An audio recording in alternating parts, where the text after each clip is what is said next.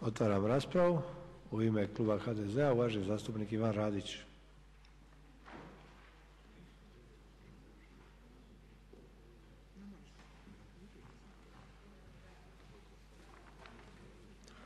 Poštovani potpredsjedniče Hrvatskog sabora, kolegice i kolege. Zakonskim prijedlogom o kojem ću se danas referirati u kratkim crtama usklađuje se zakonodavstvo Republike Hrvatske sa zakonodavstvom Europske unije, dok se u prilogu istog dostavlja izjava o njegovoj usklađenosti s pravnom stečevinom Europske unije i pravnim aktima Vijeća Europe.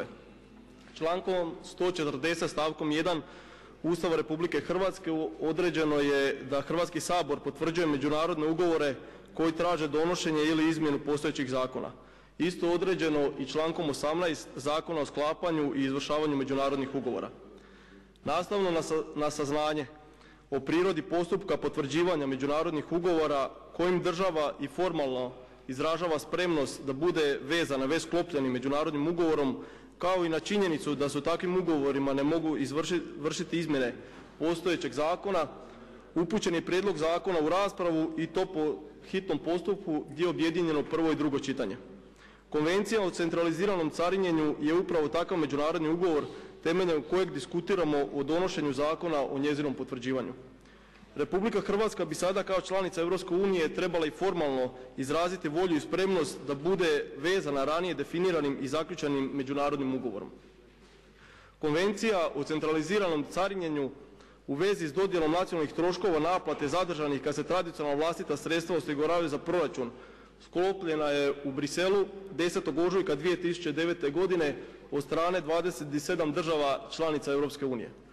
Nove države članica, među kojima je i Republika Hrvatska, mogu postati ugovorne stranke polaganjem kod glavnog tajnika Vijeća Europske unije isprave o ratifikaciji, prihvatu, odobrenju ili pristupanju nakon što se dovrše unutarnji postupci potrebni za usvajanje konvencije, kao što je i ovaj danas. Predloženim zakonom o potvrđivanju konvencije omogućit će se da Republika Hrvatska ravnopravno s drugim državama članicama može primijeniti postupak redistribucije zadržanih troškova naplate tradicionalnih vlastitih sredstava kod slučajeva centraliziranog carinjenja te time pridonijeti financiranju svog državnog proračuna, a isto tako i ispunjavanju financijskih obaveza prema drugim državama članicama koje sudjeluju u postupku centraliziranog carinjenja. Centralizirano carinjenje predstavlja oblik pojednostavljenja carinskih formalnosti, a ujedno omogućava i razdvajanje mjesta carinskog ureda gdje je podnesena carinska deklaracija za robu koja se stavlja u carinski postupak od mjesta carinskog ureda gdje je roba fizički ušla u carinsko područje ili gdje je smještena, pri čemu je omogućeno da ta dva mjesta budu različitim državama članicama, a sve u svrhu pogodovanja trgovanju i gospodarskom razvoju. Važno je istaknuti kako se konvencijom utvrđuju postupci za redistribuciju troškove naplate kad se tradicionalna vlastita sredstva osiguravaju za proračun Europske unije, a isti su obvezni od strane ugovornih strana, odnosno ugovorne strane ih se obavezno pridržavaju u slučaju centraliziranog carinjenja gdje se carinska deklaracija podnosi u jednoj državi članici Europske unije, ali se roba fizički podnosi carinskim tijelima u drugoj državi članice. Po pristupanju Europskoj uniji Republika Hrvatska preuzela je obvezu i izravne primjene carinskih propisa. Predmetni propisi su izravno obvezujući za sve države članica koji ih moraju dosljedno i ujednačeno provoditi na svom državnom području. Ono što je važno istaknuti je činjenica kako je ujedno i carinski zakonik Unije u cijelosti obvezujući i izravno će se primjenjivati u svim članicama od 1. svibnja 2016. godine. Od navedenog datuma države članice temeljem zahtjeva gospodarskih subjekata moći će odobravati primjenu carinskog instituta centraliziranog carinjenja. Zakonom o kojem danas govorimo potvrđuje se konvencija kako bi njene odredbe postale dio unutarnjeg pravnog poretka Republike Hrvatske. Kao konkretan cilj osigurava se redistribucija troškova naplate kad se tradicionalna vlastita sredstva osiguravaju za proračun Europske unije između država članica koje su uključene u primjenu i upravljanje centraliziranim carinjenjem, utvrđivanje posebnih postupaka u obliku konvencije između ugovornih stranaka.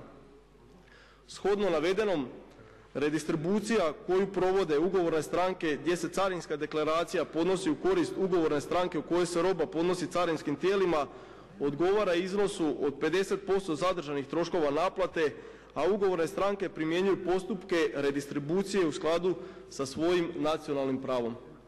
Provođenjem zakona ne nastaju posebne financijske obveze za koje bi trebalo osigurati dodatna sredstva u državnom proračunu Republike Hrvatske. Odbor za financije i državni proračun Hrvatskog sabora već je raspravio na 4. sjednici održanoj dana 14. ožujka 2016. godine predmetni prijedlog zakona u svojstvu matičnog radnog tijela. Izlaganjem na odboru istaknuto je kako u situaciji gdje su tradicionalna vlastita sredstva prihod općeg proračuna Europske unije države članica prosljeđuju 75% naplaćenih sredstava proračunu Europske unije, a na ime troškova njihove naplate zadržavaju 25% iznosa naplaćenih sredstava. Prilikom carinjenja i naplate uvoznih carina države članica prosljeđuju 75% od ukupne svote naplaćene carine općem proračunu Europske unije, a kao svoj prihod zadržavaju 25% naplaćene svote na ime troškova naplate.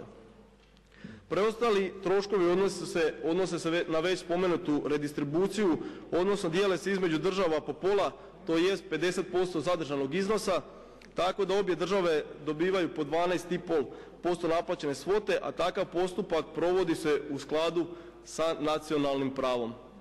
Nastavno na sve navedeno i saznanje kako je Odbor za financije i državni proračun Hrvatskog sabora jednoglasno sa 7 glasova odlučio predložiti Hrvatskom saboru donošenje Konvencije o centraliziranom carinjenju u vezi s dodjelom nacionalnih troškova naplate zadržanih kad se tradicionalna vlastita sredstva osiguravaju za proračun Europske unije, Klub zastupnika Hrvatske demokratske zajednice podržava Konačni prijedlog zakona o potvrđivanju Konvencije o centraliziranom carinjenju u vezi s dodjelom nacionalnih troškova naplate zadržanih kad se tradicionalna vlastita sredstva osiguravaju za proračun Europske unije. Hvala vam lijepo. Hvala.